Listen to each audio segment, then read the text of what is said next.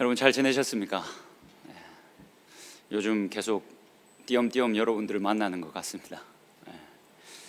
다양한 목사님들이 오셔서 계속 말씀을 나눠 주고 계신데 계속 은혜를 많이 받고 계신 줄로 압니다.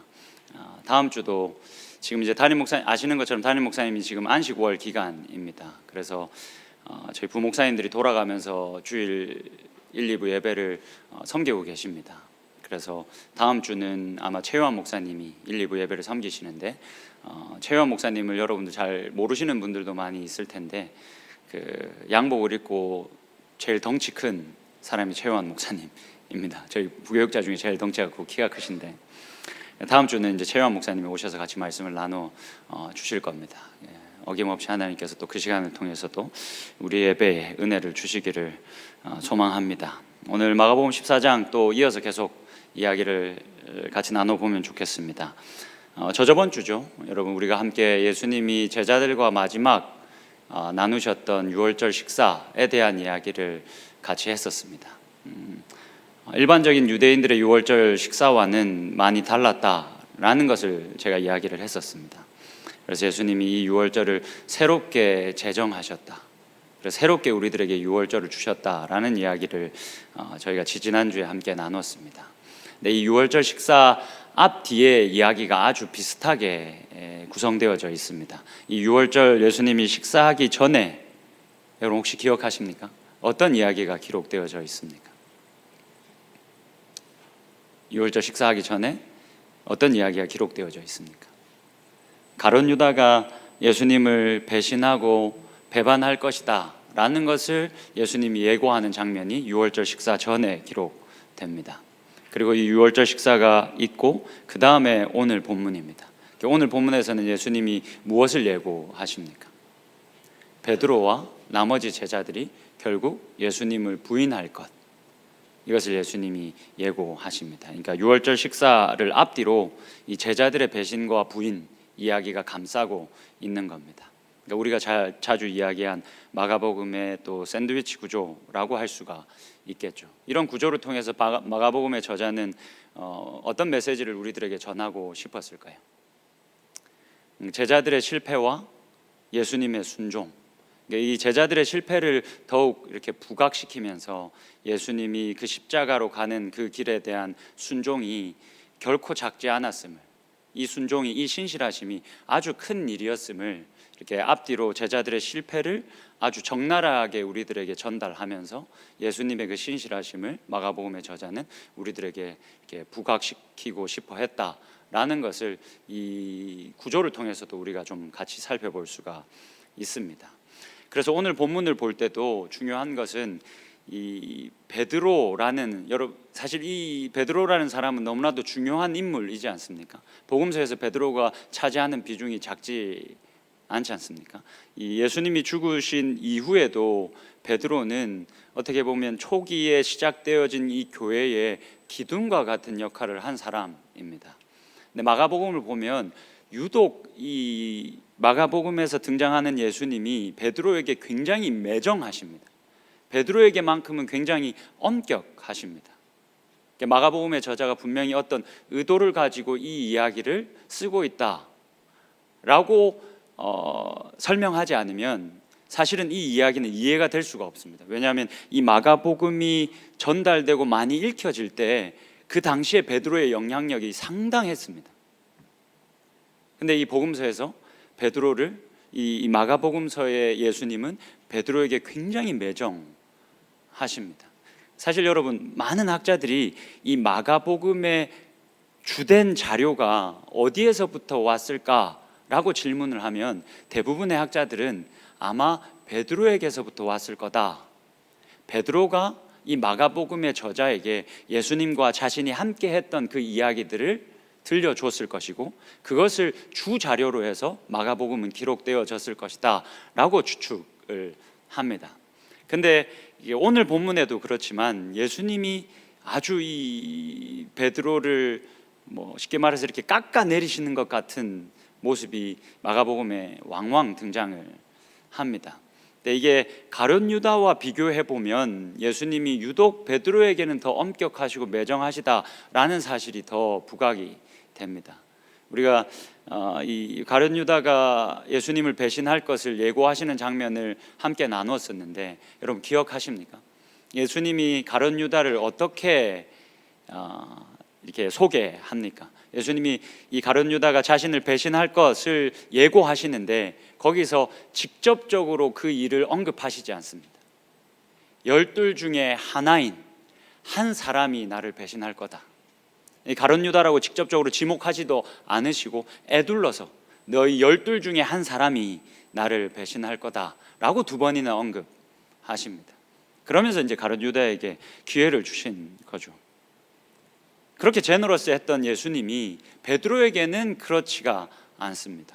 베드로가 자신을 부인할 것을 예고하실 때는 아주 직접적으로 그 부인할, 어떻게 부인하고 언제 부인할 것인지를 언급합니다. 그리고 다름 아니라 네가 12 중에 하나가 아니라 12 중에 한 사람인 나와 가장 가까웠던 네가 나를 배신할 거다 라고 이야기하십니다. 그 부분을 우리가 좀 같이 한번 보면 좋겠습니다. 30절입니다.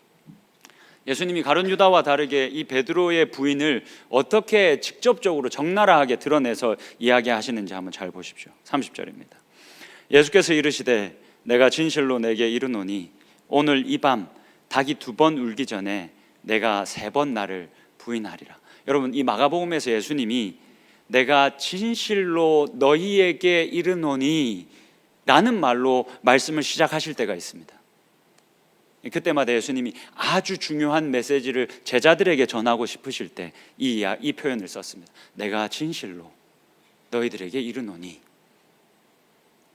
아주 중요한 메시지를 전달하실 때 이 표현을 썼습니다. 그러니까 이 표현을 쓸 때마다 독자들 그리고 특히 이 이야기를 듣는 제자들이 이목을 집중할 수밖에 없는 겁니다.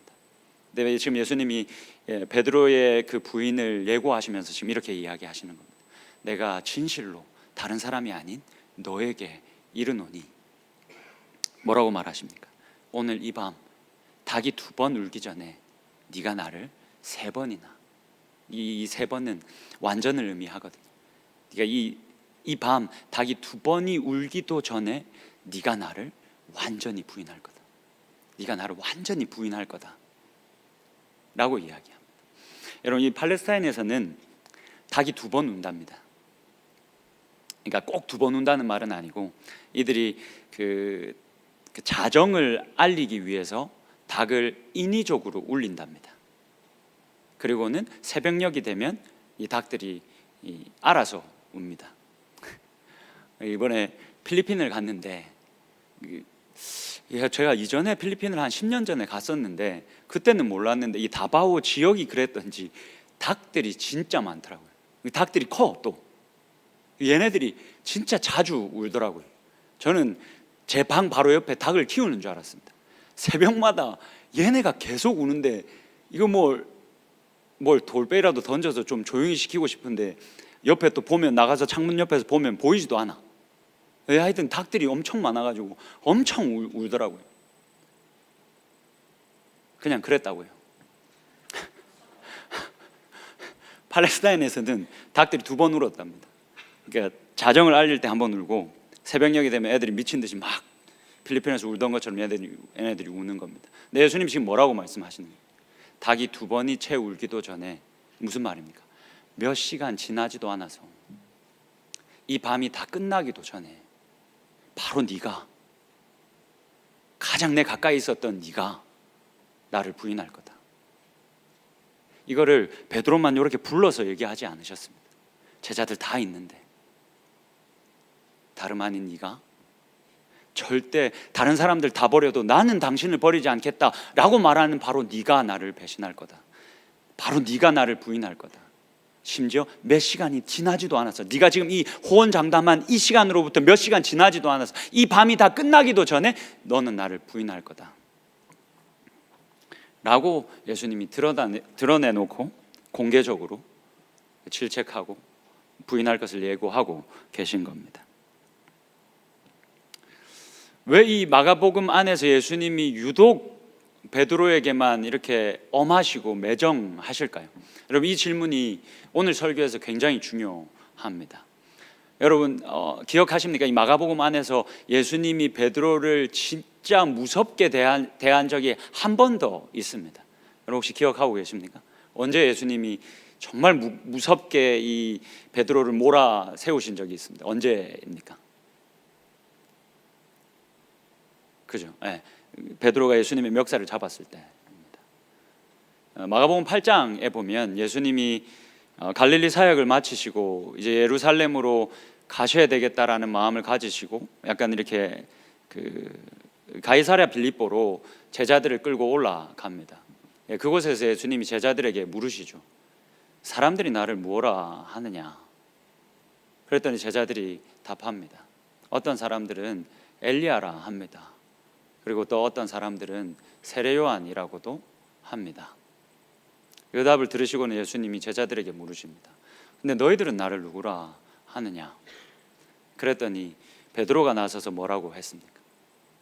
주는 그리스도시요 살아계신 하나님의 아들이십니다. 사실 어떻게 보면 기독교 역사에 길이 남을 만한 멋진 대답이었죠. 너무 맞는 대답이었죠. 그 대답을 들으시고는 예수님이 이어서 이렇게 말씀하셨습니다. 그런데 내가 고난을 받고 죽음을 당하고 대제사장들과 장로들에게 팔려서 죽임을 당하고 결국 살아나야 할 것이다. 내가 반드시 고난을 받고 죽고 다시 살아나게 될 것이다 라는 이야기를 처음으로 예수님이 드러내놓고 공개적으로 말씀하셨습니다. 그때 베드로가 어떻게 반응했습니까? 예수님의 멱살을 잡았습니다. 예수님의 멱살을 잡았다는 건 제가 그냥 상상해 본 겁니다. 왜냐하면 마가복음의 저자가 뭐라고 기록하고 있냐면 베드로가 예수에게 항변했다라고 성경이 기록합니다. 근데 이 항변했다라는 말은 사실 굉장히 순화해서 번역한 겁니다. 예수님을 꾸짖었다라는 말입니다. 근데 이 꾸짖다라는 이 동사가 마가복음에서 언제 사용되냐면 예수님이 악한 영들을 꾸짖으실 때 사용되는 동사입니다. 그러니까 베드로가 예수님을 악한 영을 꾸짖듯이 베드로가 꾸짖은 겁니다. 이 슬라이드를 한번 같이 보시겠습니까?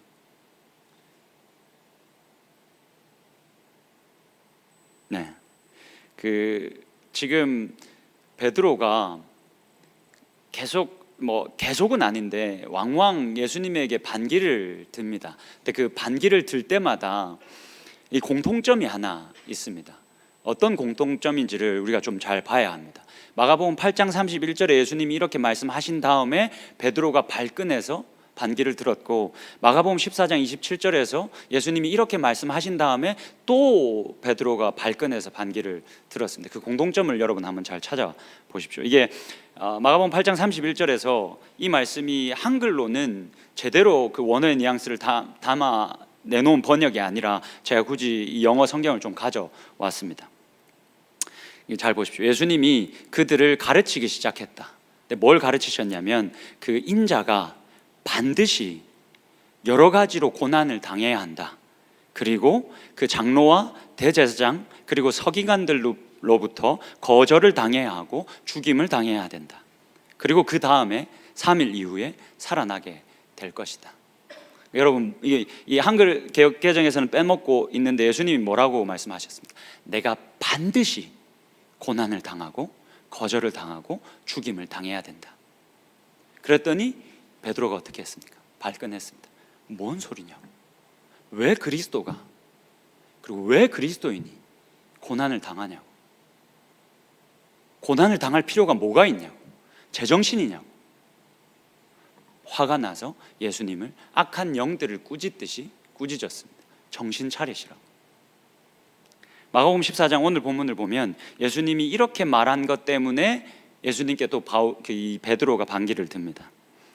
한번 보십시오. 예수께서 제자들에게 이르시되 너희가 나를 버리리라. 너희가 다 결국에는 나를 버릴 건데 왜 그렇게 되냐면 이는 기록된 바, 이게 스가랴 13장 7절의 말씀인데 이거 좀 이따가 더 자세하게 보긴 할 건데 여러분 잘 한번 보십시오. 기록된 바, 내가 여기서 나는 하나님이죠. 내가 목자 그 예수를 치리니 양들이 제자들이 흩어지리라 하였습니다. 결국 하나님의 뜻이, 하나님의 계획이, 그 하나님의 말씀이 이루어져야 한다. 그렇게 이루어지기 위해서는 하나님이 나를 치셔야 된다. 하나님이 나를 치실 것이고, 그렇게 내가 고난 가운데 들어가야 할 것이고, 그렇게 내가 고난 가운데 들어가는 것 때문에 양들은, 너희들은 다 흩어질 것이다. 결국 이 말씀이 응해야 한다. 이 하나님의 뜻이 이루어져야 한다. 이 하나님의 계획이 그대로 이루어져야 한다 라고 말했습니다. 그랬더니 베드로가 발끈한 겁니다. 무슨 그런 엉뚱한 계획이 있냐고, 뭐 그런 뜻이 있냐고, 어떻게 하나님의 아들이, 그리스도가, 메시아가 무슨 고난을 받냐고, 무슨 뚱딴지 같은 소리냐고, 우리가 왜 흩어지냐고, 왜 당신을 우리가 부인하냐고, 다른 사람들은 다 부인하고 떠날지라도 나는 떠나지 않을 거라고. 무슨 말입니까? 나는 그렇게 당신을 신실하게 지키겠습니다, 이 말이 아닌 겁니다. 당신이 지금 말도 안 되는 소리를 하고 있는 거. 무슨 얼토당토 하는 소리를 하는 겁니까? 무슨 그리스도가, 무슨 그리스도인들이, 그리스도를 따르는 그리스도인들이 왜 고난을 당하냐고. 말도 안 되는 소리 하지 말라고. 마태복음 8장에서도 그랬고, 마가복음 8장에서도 그랬고, 마가복음 14장에서도 이 베드로는 하나님의 뜻과 계획을 받아들일 마음이 전혀 없습니다. 자신의 생각과 뜻을 관철시킬 마음이 컸습니다.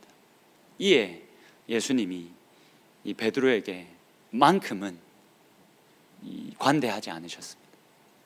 이렇게 하나님의 뜻과 계획을 따라 살려고 하지 않는, 그저 자신의 뜻과 생각을 관철시키려고 하는 베드로에게 예수님은 호락호락하지 않으셨습니다. 여러분, 그렇다면 이렇게 베드로가 하나님의 뜻과 이 계획에 메시아가, 자신의 아들이 고난을 먼저 당하고 영광을 받아야 한다라는 이 하나님의 이 뜻과 계획을 베드로가 철저히 무시하고 거절했다면, 그 반대급부로 등장하고 있는 예수님은 어땠을까요? 사실 이 베드로를 이렇게 적나라하게, 베드로의 이러한 어줍지 않은 이러한 모습을 굳이 부각해서 우리들에게 보여주고 있는 이유는 그 반대에 서 계신 예수님의 어떠함을 우리들에게 더 잘 보여주기 위함이거든요. 예수님은 이 하나님의 뜻과 계획에 어떤 생각과 어떤 태도를 가지고 계셨는지는 오늘 본문 27절과 28절이 우리들에게 잘 보여줍니다. 그 내용을 우리가 좀 한번 같이 보면 좋겠습니다.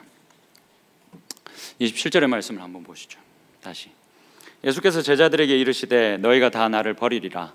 이는 기록된 바 내가 목자를 치리니 양들이 흩어지리라 하였습니다. 여러분, 예수님이 지금 이 스가랴서 13장 7절에 있는 말씀을 인용해서 말씀하십니다. 근데 이 말씀을 잘 읽어보면 예수님이 이 스가랴서 13장의 말씀을 어떻게 읽고 있는지가 잘 보입니다. 여러분, 이 스가랴서 13장 7절의 말씀을 예수님이 어떻게 읽고 있습니까? 잘 읽고 계시죠? 이것만 보면 잘, 예수님이 지금 이 스가랴 13장을 어떻게 읽고 있는지를 잘 알 수가 없습니다. 그래서 제가 다음 슬라이드를 좀 가져와 봤는데 한번 띄워봐 주시죠. 스가랴 13장 7절의 말씀을 여러분 먼저 한번 보십시오. 만군의 여호와가 말하노라. 카라, 깨어서 내 목자, 내 짝된 자를 치라. 목자를 치면 양이 흩어지려니와 작은 자들 위에는 내가 내 손을 들이우리라. 사실 여러분, 예수님이 이 말씀을 보시지는 않았을 겁니다. 예수님이 보신 건 사실 이건 그냥 한 귀로 듣고 한 귀로 흘리십시오. 70인역이라고 합니다.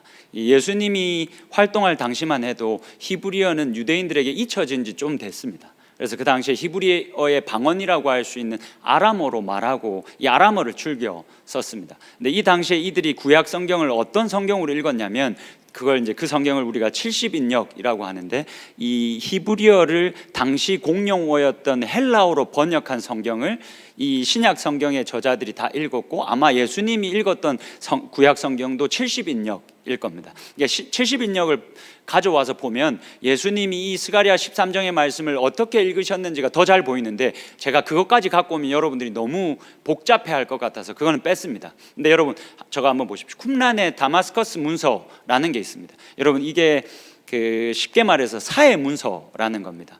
이게 1946년 혹은 1947년 그 근간에 베두인 목자들이 사해 바다 근처를 이렇게 다니다가 그 동굴에서 한 67개의 두루마리 문서들을 발견했습니다. 그래서 본격적으로 그 지역의 탐사가 시작됐고 한 1050편의 두루마리 문서들이 발견됐습니다. 근데 그 1050편의 문서들 중에는 여러 구약 성경의 사본들, 그리고 유대교와 초기 기독교가 어떤 신앙을 가지고 있었고 어떻게 생활했고 이런 것들을 엿볼 수 있는 아주 중요한 자료들이 거기에 다 있었습니다. 이 쿰란의 다마스커스 문서도 이런 사회 문서 중에 하나입니다. 그 다음 슬라이드를 한번 여러분 보시죠. 이 쿰란의 다마스커스 문서가 속해 있는 이 사회 문서는 이런 겁니다. 사회 문서는 실제로 고대의 문헌이다. 쿰란에서 발견된 가장 이른 사본들은 주전 250년 혹은 이보다 좀 더 이른 시기에 기록됐다. 이 중 후대의 사본은 쿰란 유적지가 로마군에 의해 파괴된 주후 68년 직전에 필사됐다. 그러니까 이 사회 문서라는 것들이 주전 250년에서부터 주 한 68년, 한 70년까지의 기록된 문서들을 일컬어서 사회 문서라고 이야기를 하는 겁니다. 여러분, 이 스가랴서가 다시 그 전 슬라이드로 넘어가 주시겠습니까? 스가랴서가 주전 한 500년경에 기록되어졌습니다. 그러면 이 쿰란의 다마스커스 문서는 이 유대인들이 예수님이 오시기 전에 어떻게 스가랴서를 읽었는지를 우리들에게 잘 보여줍니다. 그게 문서로 지금 남아 있는 겁니다. 여러분, 어떻게 읽었는지 한번 잘 보십시오. 이 유대인들이 예수님과 동시대의 사람들일 수도 있고 예수님의 시대보다 조금 앞선 시대의 사람들일 수 있습니다. 근데 그 사람들이 이 스가랴서 13장을 어떻게 읽었는지 한번 잘 보십시오. 깨어라, 이것은 하나님의 말씀이다. 칼이 나의 목자, 나의 동료 남성들을 거슬러 그 목자에게 상처를 입힐 것이고 양떼를 흩을 것이다. 여러분, 이 유대인들이 어떻게 스가랴서 13장을 읽고 있습니까? 메시아가, 여러분 여기서 칼이, 이 사람들은 메시아로 이해를 한 겁니다. 메시아가 목자를 치실 것이다. 그러니까 메시아가 심판의 집행자가 될 것이다. 그래서 우리가 지은 죄들을 그렇게 벌할 것이다 라고 스가랴서 13장을 읽었습니다. 그게 쿰란의 다마스커스 문서로 남아 있는 겁니다. 여러분, 이해가 되십니까? 이 유대인들이 어떻게 읽었다고요? 스가랴서 13장을 메시아가 심판의 집행자가 될 것이다, 그렇게 우리를 심판하실 것이다 라고 스가랴서 13장을 읽었습니다. 그런데 여러분, 예수님은 어떻게 읽었는지 한번 잘 보십시오. 기록된 바 내가 목자를 치리니 양들이 흩어지리라 하였느니라. 무슨 말입니까? 예수님이 어떻게 스가랴서를 읽었습니까? 하나님이, 메시아, 하나님의 아들을, 나를 치실 것이다. 당시 유대인들은 메시아가 심판의 집행자가 될 것이다 라고 생각하면서 이 스가랴서 13장을 읽었습니다. 근데 그 스가랴서 13장을 예수님이 읽으시면서 하나님의 뜻을 발견했습니다. 어떻게 발견했습니까? 하나님이 그 심판을 다른 사람이 아닌 자기 아들에게 심판을 내리실 것이다.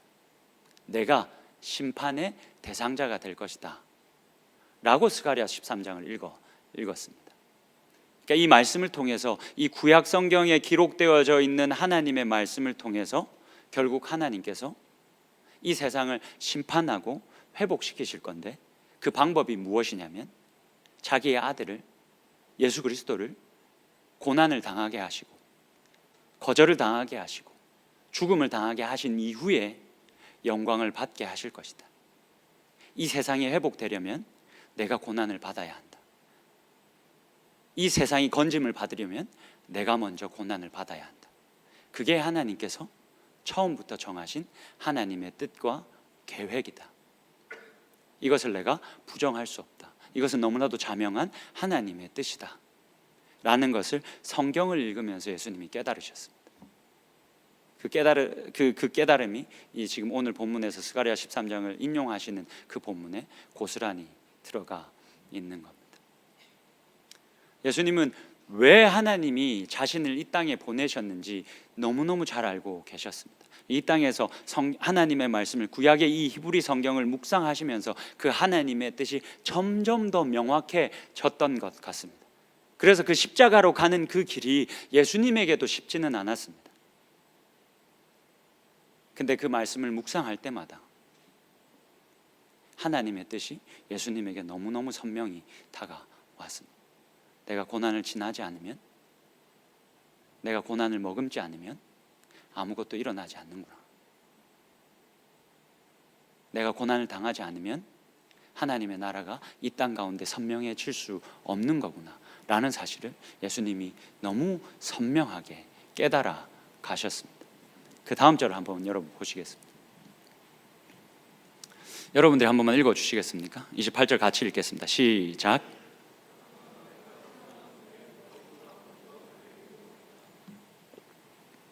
예수님이 스가랴 13장의 말씀을 인용하신 다음에 결국에는 이 말씀이 이루어져야 하기 때문에 하나님이 나를 치실 것이고, 하나님이 나를 치시면 결국 너희들이 다 흩어질 것이다, 이 말씀이 응해야 한다라고 말씀하신 다음에 뭐라고 이야기하십니까? 내가 이렇게 고난을 받겠지만 결국에는 영광을 얻을 것이다.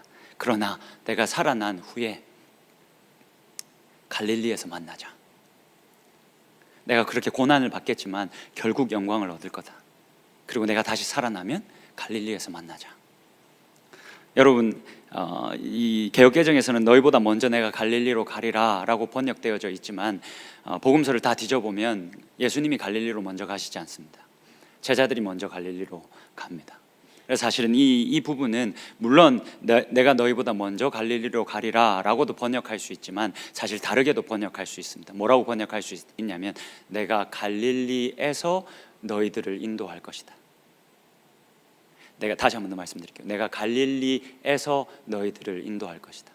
내가 그 갈릴리에서 다시 너희들을 인도할 것이다 라고 약속한 겁니다. 그러니까 사실 여러분, 이거는 그냥 문자 그대로의 약속이 아니라 어떤 상징을 머금고 있는 약속이다 라는 것을 우리가 알고 있어야 합니다. 어떤 상징을 가지고 있냐면 이 갈릴리에 대해서 우리가 좀 알 필요가 있습니다. 갈릴리라는 이 지역이 어떠한 지역인지를 우리가 좀 알아야 예수님이 왜 내가 갈릴리에서 너희들을 인도하겠다라고 약속하시는지 우리가 알 수가 있습니다.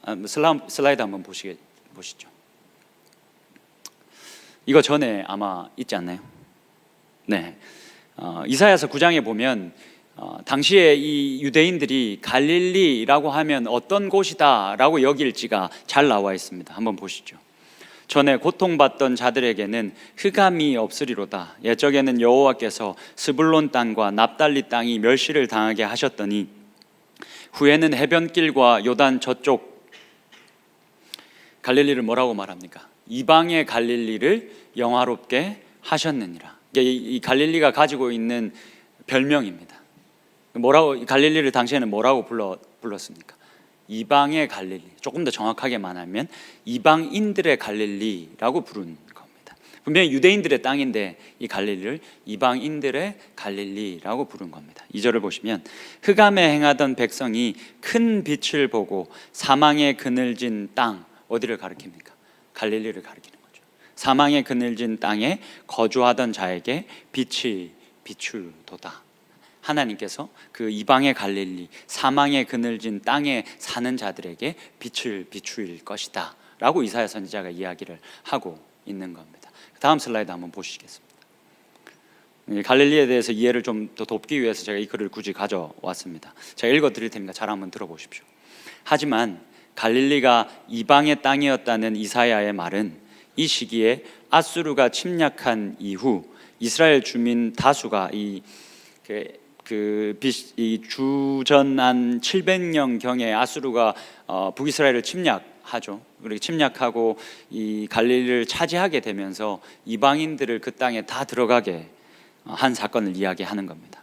이스라엘 주민 다수가 포로로 잡혀갔을 때 갈릴리의 인구에는 언제나 유대인과 비유대인이 섞이게 되었음을 상기시킨다는 점에서 중요하다. 이 이방의 갈릴리라는 이 표현은 그렇게 유대인의 땅이 이방인들로 말미암아 섞이게 되었다라는 것을 잘 상기시켜 준다는 점에서 이사야의 이 글이 중요하다라고 말을 하고 있는 겁니다. 갈릴리의 특정한 지역은 배타적이지는 않더라도 압도적으로 이방인 지역이었다. 호수 동쪽과 남쪽에 이른바 데가볼리와 디베랴라는 신도시가 바로 그런 지역이었다. 갈릴리에 속해져 있는 두 개의 작은 도시인 데가볼리와 디베랴에는 오히려 이방인들이 훨씬 많았다라고 이야기를 하는 겁니다. 하지만 다른 곳은 유대인과 이방인이 불편한 관계 속에서 함께 살아가는 여러 언어가 사용되는 혼합 공동체였다. 여러분, 우리들의 시각을 벗어놓고 유대인들의 시각으로 갈릴리 땅을, 이 이방의 갈릴리 땅을 한번 바라보십시오.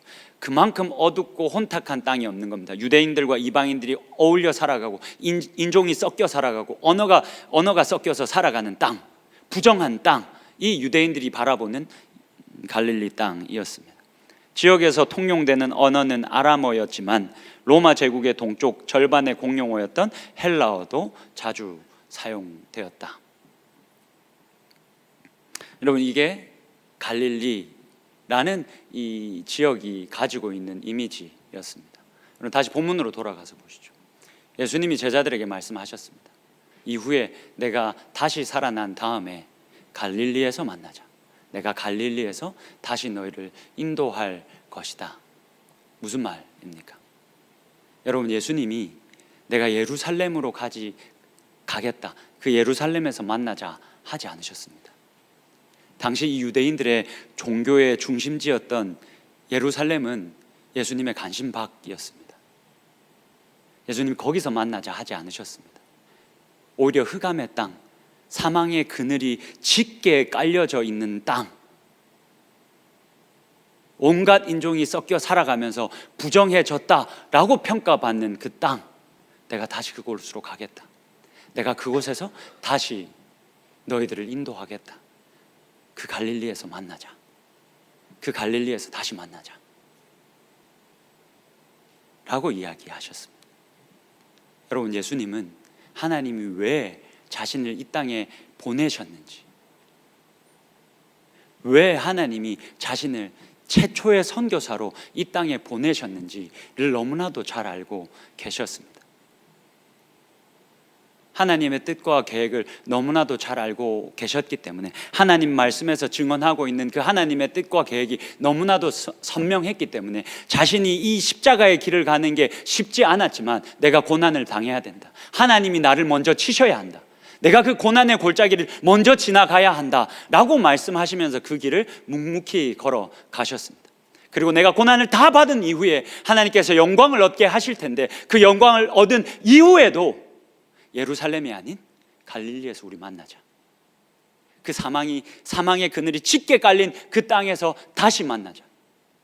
그리고 내가 그 땅에서 다시 부활의 몸을 입고 지치고 상한 영혼들, 깨어지고 상한 영혼들, 그 영혼들 잡아 일으키며 내가 그 선교 사역을 너희들과 다시 하겠다 라고 약속하고 계신 겁니다.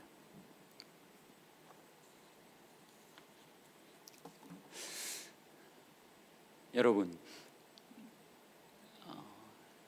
기독교의 능력은 스스로 고난 가운데 뛰어들 때만 경험할 수 있습니다.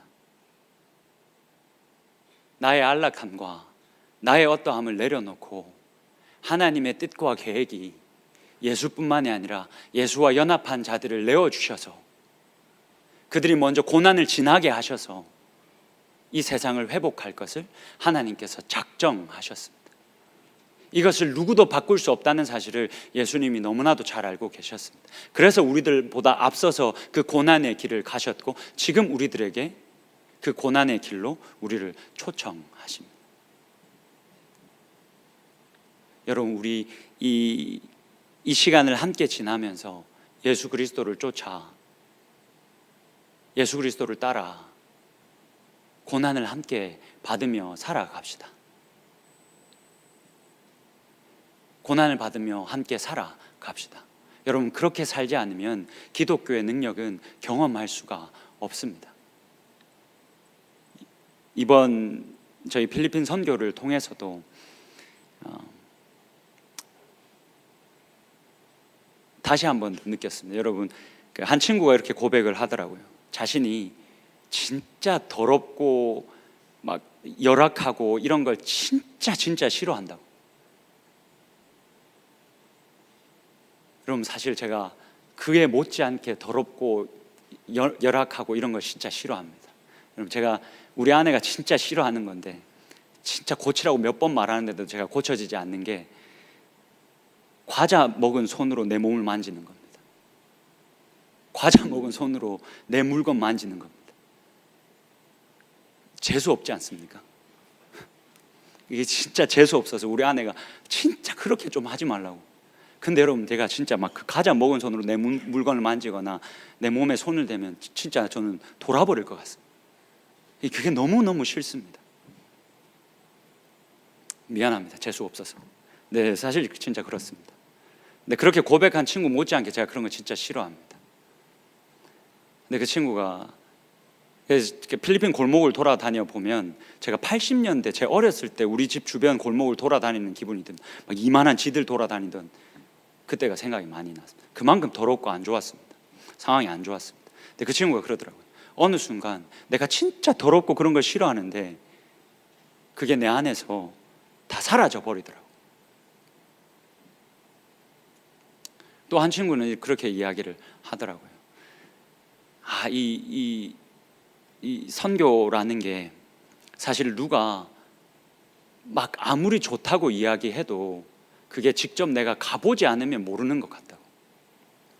이 친구가 가족을 통해서 진짜 선교 가면 너무너무 좋다, 이게 진짜 하나님이 얼마나 기뻐하시는 일인지, 거기에 하나님 나라가 얼마나 선명하게 있는지 너가 보게 될 거다, 이 얘기를 수없이 들은 친구입니다. 근데 그걸 들을 때는 잘 안 들리더랍니다. 이거는 남이 얘기해줘서 알 수 있는 일이 아니라 고백을 하더라고요. 이건 결국 자기가 직접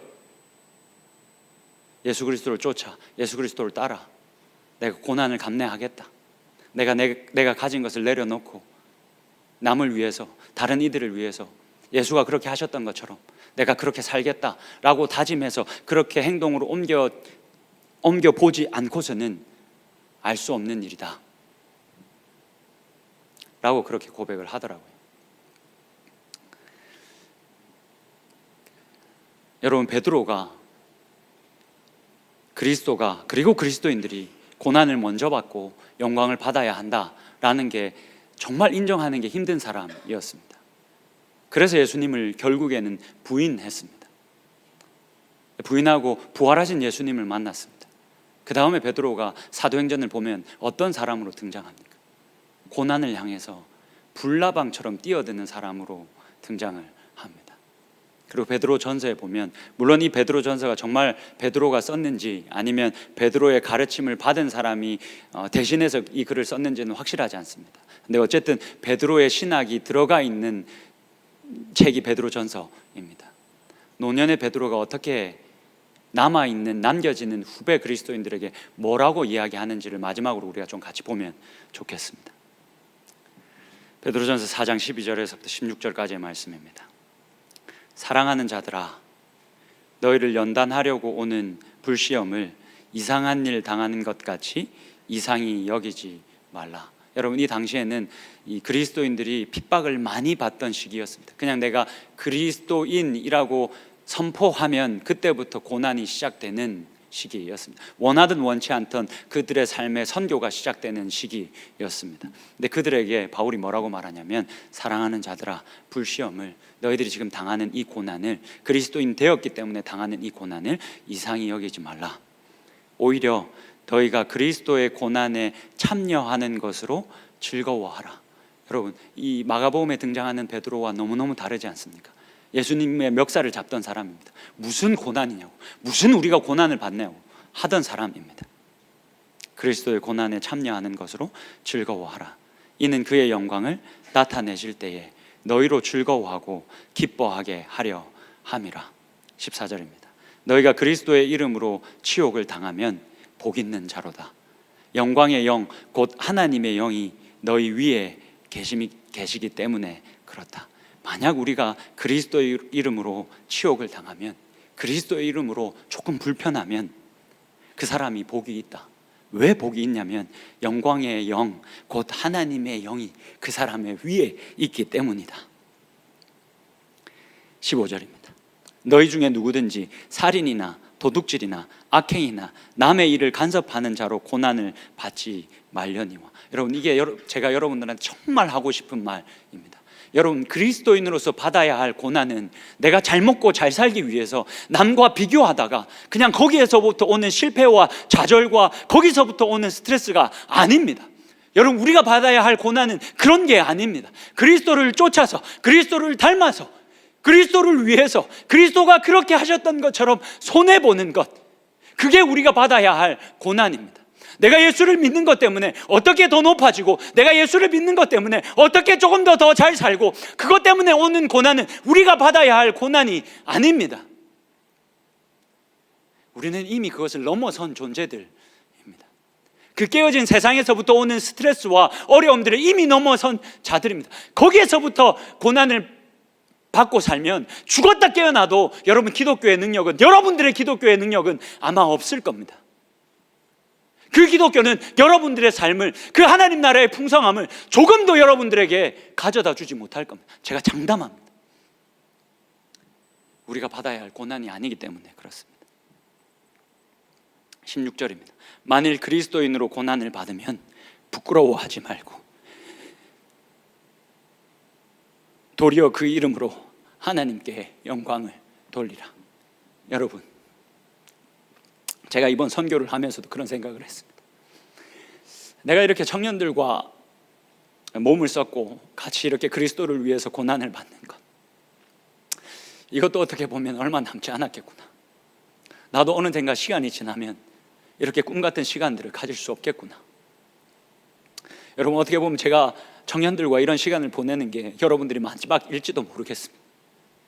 그래서 여러분들에게 부탁하고 싶습니다. 여러분, 딴 거 하지 말고 우리 하나님이 기뻐하시는 일을 하고 살면 좋겠습니다. 그리스도를 닮아서 그렇게 선교하며 살아가면 좋겠습니다. 우리의 몸이 선교 갔다 와서 부서지는 것 같아도, 병이 나고 무너지는 것 같아도, 여러분, 이 고난이 지나면 우리들에게 영광이 주어질 겁니다. 그리고 우리가 이 고난을 지나지 않으면 여러분, 우리가 만나야 할 그 하나님의 풍성함은 우리들의 손에 있지 않을 겁니다. 그러니 그냥 우리를 즐겁게 하는 것, 우리를 유익하게 하는 것, 그것 말고 하나님을 기쁘시게 하는 것, 다른 사람들을 살려내는 것, 그것 하며 살아갑시다. 여러분, 이 젊음이 영원할 것 같지만 사실 여러분 금방 끝납니다. 여러분들이 이후에 자신의 몸을 들여서 이 일들을 하고 싶어도 하지 못할 날이 금방 이릅니다. 그러니 이렇게 할 수 있을 때 하나님께 우리의 삶을 드리십시다. 베드로처럼 우리가 왜 그 일을 해야 되냐고, 왜 굳이 고난을 받아야 되냐고, 왜 우리가 굳이 그 돈을 들여서 불편함을 감내해야 되냐고, 그런 소리 하지 말고 그리스도를 따라 그리스도와 함께 고난을 받으며 살아갑시다. 그렇게 고난을 받으면 하나님의 나라가 분명히 우리들에게 선명하게 나타날 겁니다. 그리고 이후에 우리는 영광을 받아 누릴 겁니다.